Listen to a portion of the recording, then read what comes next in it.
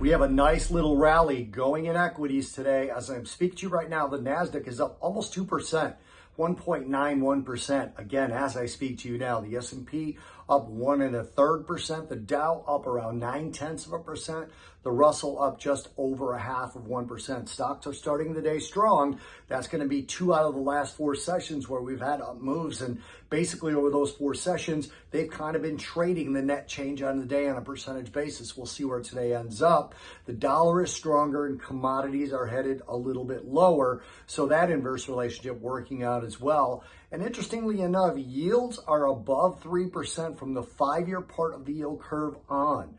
So that's not necessarily a market that thinks a recession is coming. As a matter of fact, that's a market that thinks the Fed might back off, equity should rally, and therefore yields should go up because they won't have too much of an effect on inflation if they back off a little bit. That's a big statement. Obviously, that can change tomorrow. But the way we have yields right now, the 5-year is at 3%, the 10-year is at 3%, the 30-year is at 3.15%, the 7 and the 20-year also both above 3%. So those are higher yields. It's the first time we've had that section of the yield curve from 5-year on at 3% or higher since May 2nd. So that's a strong story for equities on the whole. Now, looking ahead, we've got a UK confidence vote coming in. With that backdrop, Boris Johnson is speaking today. We'll see if he has any comments on that.